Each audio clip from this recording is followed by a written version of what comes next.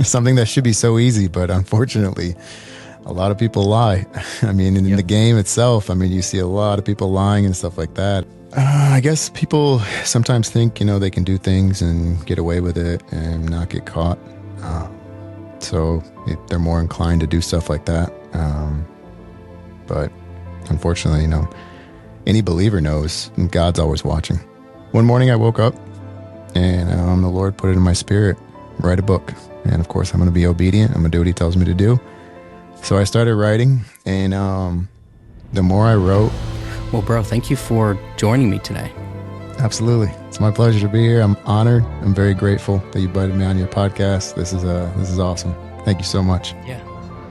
I'm super excited. My wife and I are big fans of the Beast game. So when we got the chance to... we don't really watch TV at all. And we made the time to sit down and watch each episode. And so we got to follow your story and see how you led every time with integrity and honesty and character. And it wasn't until near the end of the show where we were like, oh, he's a Christian. Now it makes sense. It started to click. And I think it was in the last episode, you said something along the lines of, it's divine, whatever happens, happens, and we'll just let it be. And even to the very last moment, you were still playing with honesty and integrity. And in moments like that, it's so easy to, especially when you've been away from everyone close to you, and it's so easy to just give in and, play for the story, play the game for the way the game is. And I think it's rare for someone to stick to who they are all the way through, difficult situations, especially with money involved. And it was a really cool moment. And so I wanted to have you on since you released your book and are releasing your speaking tour, and have a conversation with you on integrity, honesty, and character, because that's something we see in nonprofits all the time. I personally did work with an organization that got caught stealing a few $100,000, using it for, which was heartbreaking. They used it for like personal vacations and vehicles and stuff. And it was like, no, I felt like I knew them. You know what I mean? I did so much work with them. And so we see that all the time, where so many people are calling out nonprofits. And when the truth is that's the minority, when the majority are actually being the hands and feet of Jesus, Absolutely. Being in the streets, feeding and rescuing people out of human trafficking, So I just wanted to, if you wouldn't mind, could you give a little brief synopsis of what the Beast Games is for anyone who doesn't know, and kind of what that journey was like? Absolutely. So again, thank you for having me on your podcast. I'm so grateful to be here. So honored to be here. And first and foremost, I thank God for everything. It's truly by his grace, by his mercy, his strength that I'm here right now, and it's amazing. And Beast Games is an interesting competition, so to speak. So it's kind of like a reality show. Basically, the first season they brought in, they started out with like 2,000 contestants, narrowed it down to 1,000, and then obviously it got all the way down to one contestant. And season 2, a little bit different. They did 200 contestants, strong versus smart. And it was just a very interesting and fun experience to be on. And I'm kind of like you. I don't really watch much TV, especially reality TV.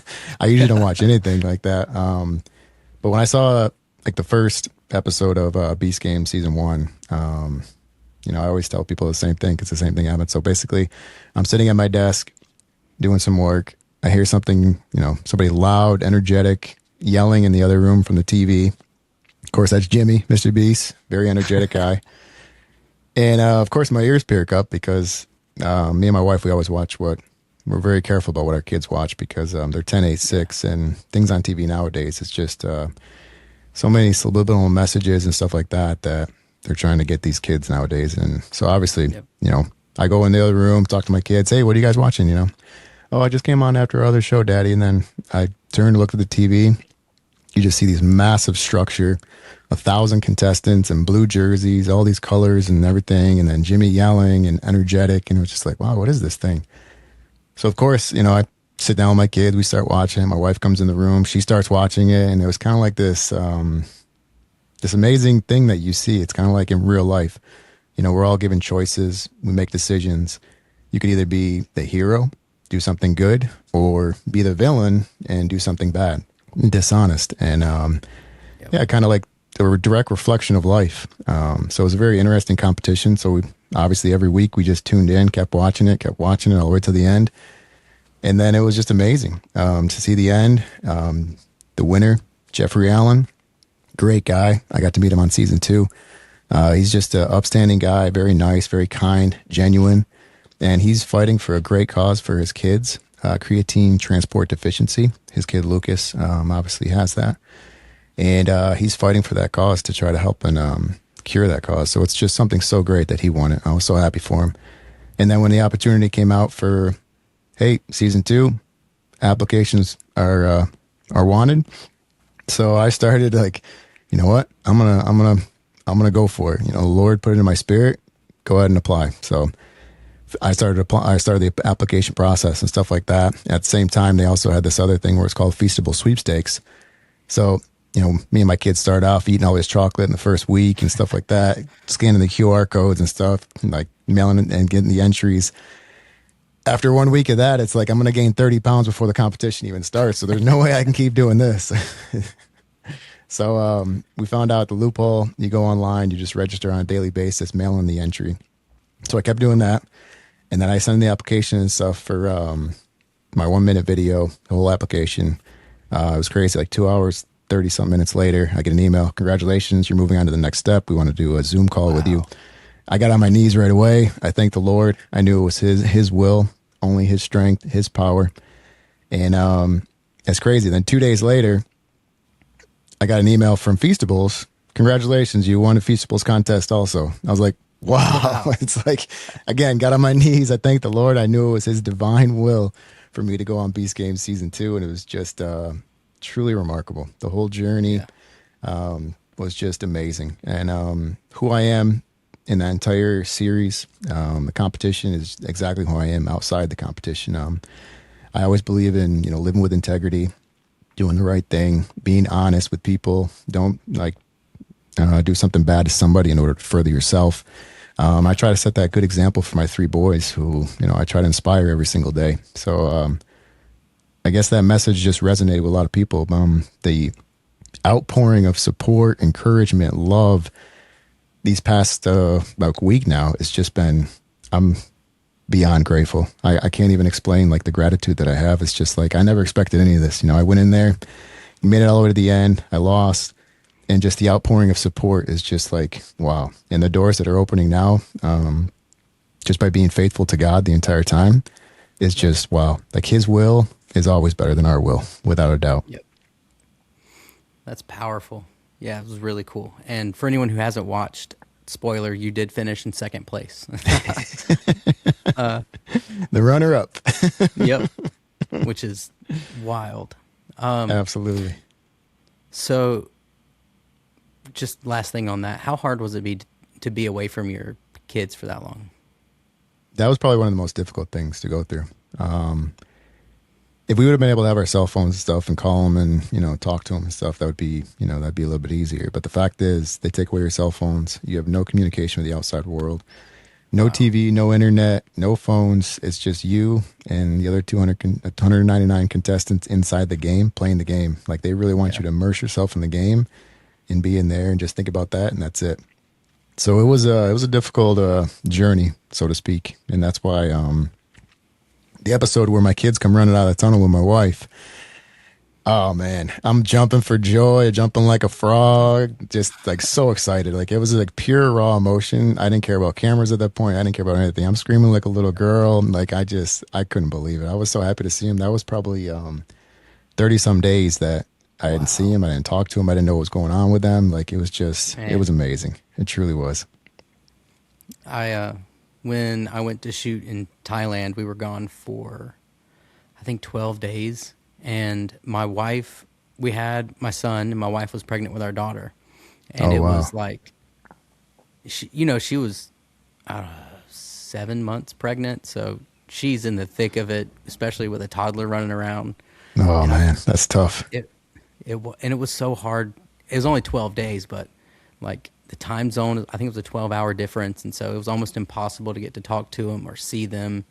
So I can't even imagine what that was like being 30 something days in. That's wild. Absolutely.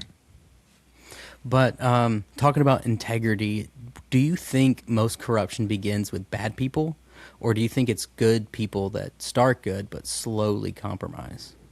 I think it's probably a little bit of both. Some people obviously are already bad characters, unfortunately, and obviously they keep down that road with doing bad things. And at the same time, there's other people that are really good people, and unfortunately, they just get persuaded and swindled by the evil one, and he gets them to do the bad stuff that they shouldn't be doing. It's kind of the same thing inside the game. It's like you put a whole bunch of money in front of somebody. They say, 10 minutes earlier, hey, I'm not going to take anything more than my share. I'm just going to take 100,000. And then all of a sudden they go and see the money right in front of their face. Yep. And that temptation sets in. And unfortunately, some people are able to resist that temptation, especially if you're a believer. You always just remain faithful to him, obedient to him. It's easier to resist the enemy, but other people who don't have those morals, those beliefs, it's kind of difficult. They see the money in front of them and it's kind of like, hey, I could take $1 million right now. Hey, I could take 250. No one's going to care. It's all mine right now. So it's kind of like they give into that temptation. And unfortunately, it's just part of human nature, unfortunately. Yeah, absolutely. What do you think is the most quiet incentive for people that begins the corruption? Do you think it's always money? Well, what do you think is because do you listen to John Delaney at all? Deloney, however you say his name. I don't think I do. I'm not sure. He has this like podcast talk show thing where people come on and he's like a therapist or something, and so people come on and ask him questions, and he's like a faith-based therapist, and so he gives his honest opinion most of the time, or I guess all the time. But people go on and they're like, I don't know, I've just been having like a 12-year affair. He's like, dude, how? And it's always one action leads to the other, and they become some sort of person they never thought they would be, But obviously, sex and money are going to corrupt people. But what's your thoughts on quiet incentives that corrupt people? I guess people sometimes think, they can do things and get away with it and not get caught. So they're more inclined to do stuff like that. But unfortunately, any believer knows God's always watching. So every action you do in public, private, doesn't matter. God's always watching. So for us, it's that standard that we always live by, knowing God's watching everything. So for us, it's easy for us not to be tempted to do that stuff because we know that God's always watching what we're doing and our actions. Yeah, especially like it reminds me of work ethic. Like, do everything as if you're doing it for God. Yep. You do everything. Absolutely. Tell the truth. You know what I mean? Exactly. Something that should be so easy, but unfortunately, a lot of people lie. I mean, in the game itself, you see a lot of people lying and stuff like that. And obviously, I don't pass any judgment on them for what they do. It's just part of the game and stuff. But at the same time, it's like it kind of shows your character. If you're going to lie to somebody in a game, then you're most likely going to lie to somebody outside the game as well. Yep, with cameras. Yeah, exactly. Why do you think people become less transparent and honest the more successful they get? That's a really good question. Less transparent.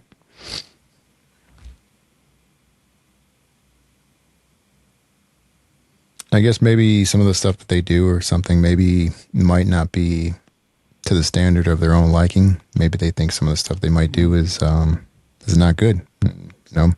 Might be, something evil or whatever it might be. It's just once they start doing those things, they start going down that path, they're going to be less likely to be transparent about that stuff because obviously they don't want people to know about that stuff.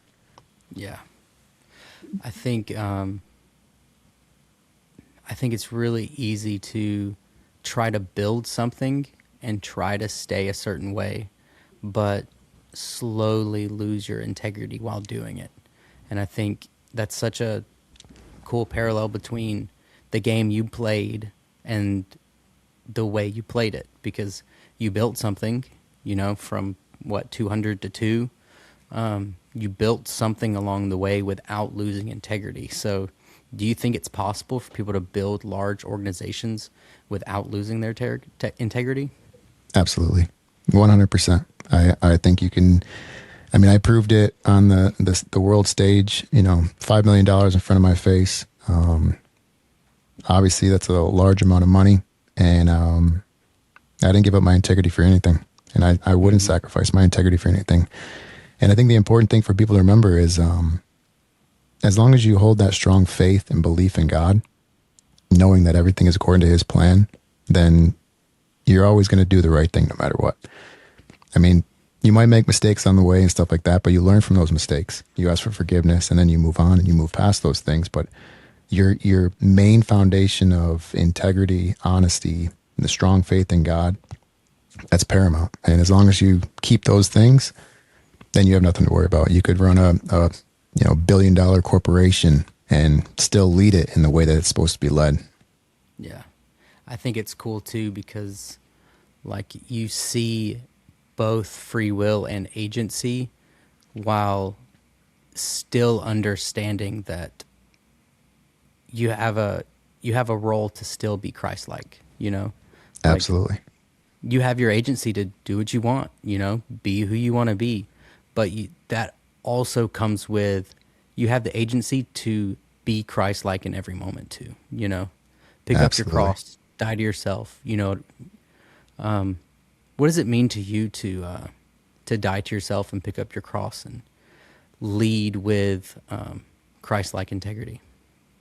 That's a great question. So for me, it's always about integrity. It's always being honest with yourself, honest with other people, never telling lies, never trying to step on somebody to get to that next level. Just do things in a good and faithful way. You got to kill the flesh. You can't let things bother you. You can't get mad at people. You can't judge people. You can't hold any resentment or anger. I mean, there was times during Beast games that you can kind of see my frustration, especially when, Brett, my number one alliance, took $250,000. Nick took $250,000. That was a tough moment for me. It was obviously in the flesh. I'm very upset, very angry with it. I voiced my opinion on it. Yeah. But then at the same time, I know, hey, I got to forgive him right away. I have to move past this. If I let that anger, that bitterness set in my heart, take root in my heart, it's just going to lead to the downfall of me. And I already know that. So that's why I forgave him right away. I knew I had to. And that's just part of picking up the cross, so to speak. You got to kill your flesh. That's the important thing. What do you think is the core to a good character? Belief in Jesus, no matter what. I think that's core to everything. If you go through life trying to live as Jesus lived, the perfect life, like, obviously we're not perfect. We're far from it. Everybody makes mistakes every single day. But as long as we strive every day to be a good person, to be more like Jesus, I think that's paramount. And that's critical. Yeah, absolutely. In your perspective, how could someone tell the difference? Someone like you or I who's looking at different organizations, how do you think we could tell the difference between a true mission-driven organization and just a well-branded one? Ooh, that's a good question. Because at the same time, it could, just like you said, a branded company that looks great from the outside could be rotten in its core, and then you don't even know it until it's too late. So it's, I think the important thing is to always be led with the Spirit. If you pray on something, you see an organization you want to contribute to, God tells you to contribute to it, you feel in the Spirit, it's comfortable, you feel it's an honest company, then obviously that's your best way to follow. You always follow his leading, his guidance, And I think that's the best way that you could live and the best way that you can figure it out. Absolutely. Yeah. That's how I try to go about this podcast too. Like, I don't know what it is, but there's always some sort of marketing agency like in my email saying, "Hey, so and so would be great for your podcast. So and so would be great." And half the time I'm like, something feels wrong. You know what I mean? Absolutely. Like, it looks You right. feel it in the spirit. Yep. It like Absolutely. this person has 200,000 followers and they've been in Forbes or something, and I'm like, well, doesn't sit right. Sorry. Absolutely. Leave you unread. Exactly. And that's how it is. I mean, it's like, the enemy will make it all nice and shiny, and everything looks perfect. But then you can already feel in your spirit, hey, something's not right here. When people look back on their lives, what will prove whether they had good character or not? That's a good question. I think if you look back on somebody's life, and you see kind of like the life that they lived, did they help people? Did they help organizations? Did they, take their shirt off their own back and give it to somebody else that's on the street with no shirt? Did they help out as much as they could? And a really good indicator is, the fruit that is produced from that person. Like, let's say they have kids. If they're a good person with good character, then that's going to be instilled in their kids, and their kids are going to be, a replica of what they are. So I think that's very powerful. So if you look at somebody's kids, you can say, well, he raised his kids right. His kids are great people. They're great contributors to society. Then I think that's a good indication of somebody that was with good character their entire life. That's powerful. I see so many.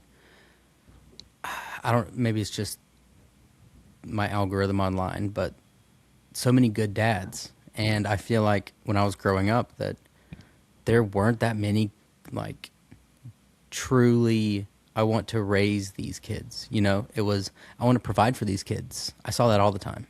It's true. Everyone Absolutely. in my neighborhood, they wanted to provide, work 80-hour weeks, but the kids grew up, still, great lives, but that doesn't mean that it's the same as what I'm trying to do with my kids and what you're trying to do with your kids. You know what I mean? Absolutely.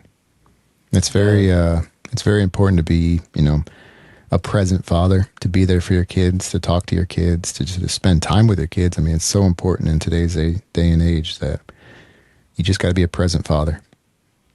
And so much now is online. I say that now we're recording online, but like through Facebook and Instagram and YouTube, so many, you're catching up with your family on Facebook, but when's the last time you and your family sat down for dinner? You know what I mean? I feel like the in-person, face-to-face conversations don't happen much anymore. It's true. Unfortunately, it's very sad too, because I think that's kind of deteriorating the core of the family. And I think that might be, a huge indicator of our downfall of our society as a whole. I mean, we need to go back to those core foundations of family. I did a podcast recently with a guy named Ryan who he spent some time in prison, and his testimony was powerful. And one of the things that I kind of came to the realization was in the middle of that was that so much of what the enemy tries to do is tear apart the family unit, take the father out, whatever means necessary. And so much now, from the like drug epidemic to the porn epidemic, so much is about separating the father from the family. Absolutely.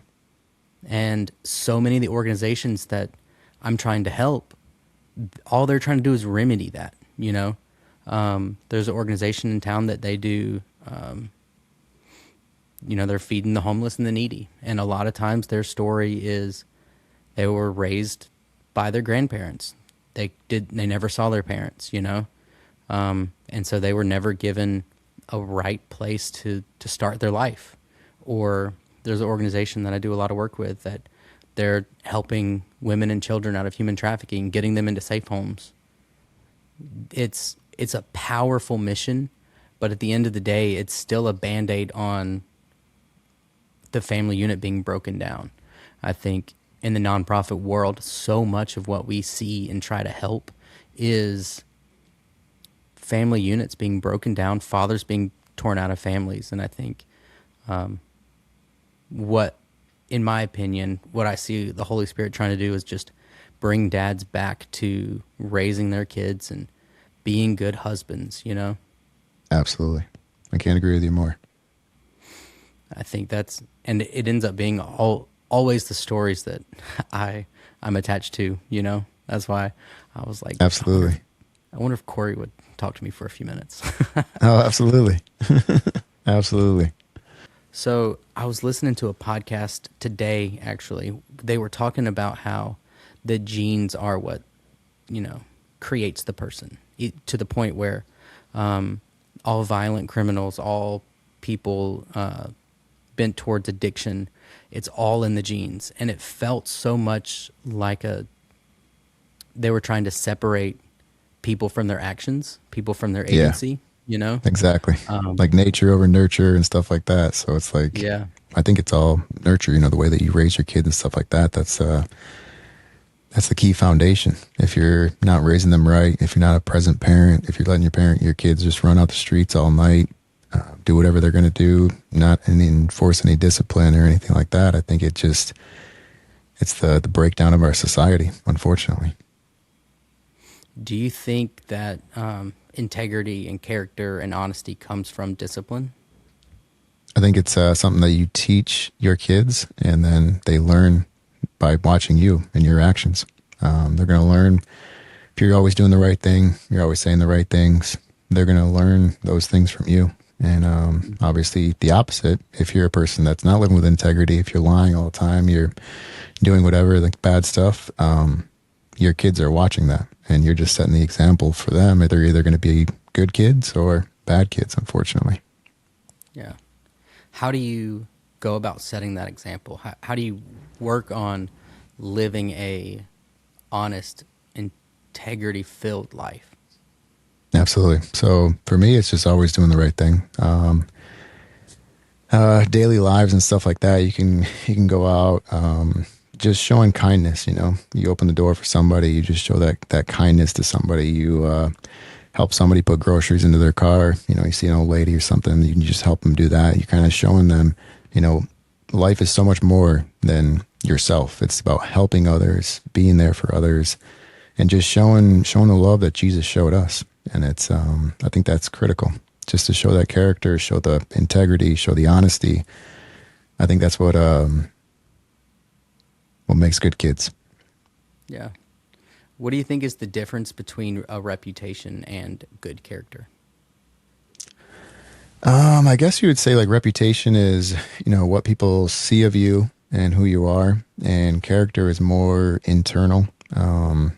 You either are a person with good character from the inside out, or, you know, you have a reputation and everybody just thinks you're good from the outside, but they might not know the inside, and your inside could be rotten to its core with bad character. So I guess, you know, that would be the defining factor. Yeah. You can have a good reputation and yet still have bad character. Absolutely. Yep. I mean, we're both Christian, so not to like call out Christian pastors, but you do see that a lot of times with Christian pastors who on the outside have a great reputation, but are pulled down from the pulpit because of an affair, you know? Yeah. It's very sad. It's very sad. Yep. What do you think is the first step to living a life of integrity, honesty, and good character? I think paramount is your salvation, accepting Jesus into your heart. As soon as he comes into your heart, I mean, you're not going to automatically do the right things and say the right things. I mean, it takes time. It's like a relationship that you're building every day with Jesus, just to do the right things. And with that relationship, you know, reading the Bible, praying, seeking him in everything that you do, every decision that you make, you build that character, that integrity, that honesty, and you live more Christ-like. Absolutely. And I was not expecting to go down the father rabbit hole. I'm so glad we did though. This is actually this is a great conversation because a lot of the other podcasts, which were great, it's more like geared towards beast games and stuff like that. But Mm. I think my message for the world, like why God put me here, my purpose is so much bigger than beast games. So much more I can help out people and inspire people outside of the game of beast games. So I think this is great. Yeah, I think that was the main thing because, like, I could reach out to somebody who has that I know that has great character, but it's different when someone has shown on such a large scale. Like, how many other people in the world are going to get the chance to show who they truly are in front of?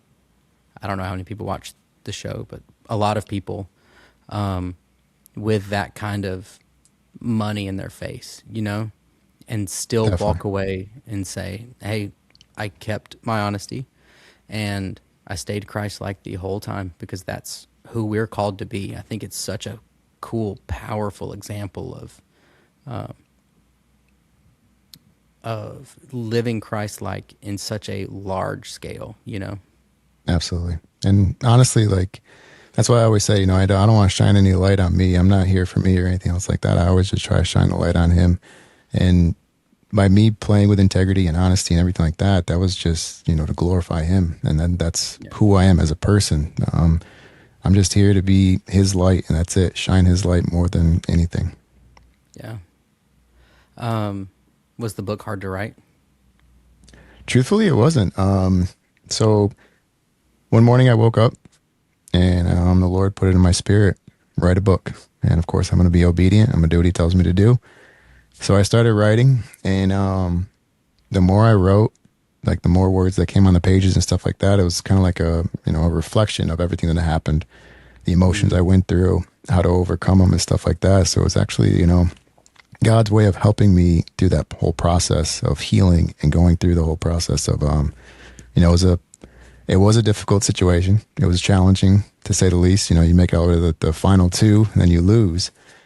And when all that happens, you don't really know why it happens. You kind of question it like, man, why did that happen? I don't really understand it. But honestly, it was all according to his plan because I see now my purpose and my mission is just to help people with their faith, help people, Mm. be honest, help people with their integrity, how to inspire hope and everything. So honestly, I look at me losing as a blessing in disguise. It really was. Yep. That's a powerful perspective too, because I think I can't remember where I heard it. It might have had to do with the Olympics or something, but you see that first place, second place, and third place, the third place is always the happiest because he almost didn't make it. Second place is not as happy because he couldn't make it to first. And then first place is often worried about how on earth can I get back here, you know? And I It's think true. it's a really interesting idea to think about where you have first, second, and third, and every one of them is experiencing something so drastically different. It And is I very think, interesting. yeah, and I think it's really cool that you can leave second place, which most would say is just as bad as last, but you can leave and say, hey, God is using this. I'm not done. My story's not over. And then write a book, which can't be easy to do. It is true. But honestly, with his guidance, with his comfort, with his overwhelming love, you can do all things through Christ who strengthens you. Yep. Is there a piece from the book that, if someone, so my book hasn't gotten here yet. I think it'll be here Saturday or Sunday. Oh, that's awesome. Thank you. Thank you for supporting me. Absolutely. So I was wondering, I really wish I got a chance to read it first.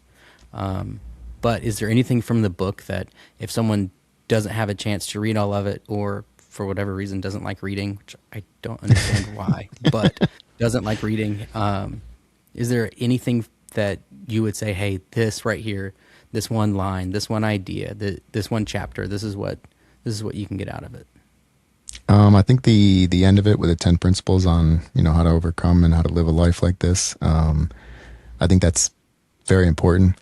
And the main message is to always have a strong faith, to always trust his timing, to always believe in him. And the whole purpose of the book is kind of like, you can live a life with integrity, you can live a life with honesty, and you can make it so far in life by not doing the wrong things, by not stabbing your best friend in the back, by not taking money that you're not supposed to take, by not lying to people. I mean, it just shows people, you can make it all the way to the end. In this case, the end of the challenge, the last challenge, second place, by doing it the right way with integrity. Yep. And you could do the same thing in life. You could live a great life. You can be kind. You can be nice. You can be loving. You can help people out. You can do it with integrity and honesty, and you can win at life. And that's the important thing. Have you read, it's got I think it's 1,000 miles. Oh, no, a million miles in 1,000 years, something like that, by Donald Miller. No, I haven't read that, but I'm going to write it down because I love reading. It's really cool, but the main concept behind it is that you can be a character in your own life, in your own story, and write your story in an interesting way. Like, he talks about how he starts out and all he does is sit around and write and has no real life. But then he gets a bicycle and he sees the Tour de France and he's like, I want to try that. And then ends up going on a journey from one side of the country to the other on a bike. And it's that sort of adventure. He was like, he realized that he could write his own journey. He could, instead of sitting down and writing an actual story, he could be a character in his own life. And I think it's such a powerful perspective on agency, where it's like, hey, you may have been given all these things, this hand of cards, and half of them are bad, and all you wanted was a pair, and you have nothing, but Absolutely. You can still take that and write something, That's powerful. Very inspirational. I think that's what I was thinking of when I was thinking of this conversation, where it's like, he's doing that.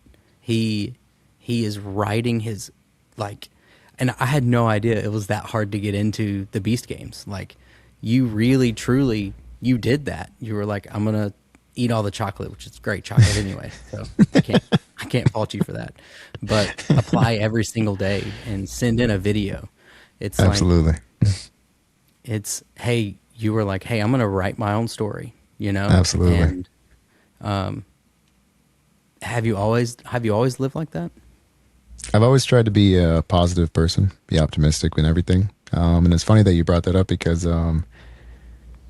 even before I knew I was going on to Beast Games, before I got through the whole application process, I started training in the gym, started going swimming every day, lifting weights every day, running. And every day I was telling my kids, hey kids, I'm preparing, I'm getting ready for Beast Games. I'm going into Beast Games and I'm gonna do great. I just kept speaking those words into life, power of the tongue, just like the Bible says. And by the grace of God, I got into Beast Games, and it's crazy. That is wild. Absolutely. Yeah. That's such a cool, I had no idea. That's wild. Definitely. So if someone wants to live with real integrity, what daily practices would you recommend them to build it? First, foremost, if you haven't accepted Jesus into your heart, salvation is key. You have to accept Jesus into your heart, your personal Lord and Savior. He died on the cross for your sins. Paramount. And then that daily continuation of building a relationship with Jesus. That could be praying. That could be reading the Bible, listening to worship music.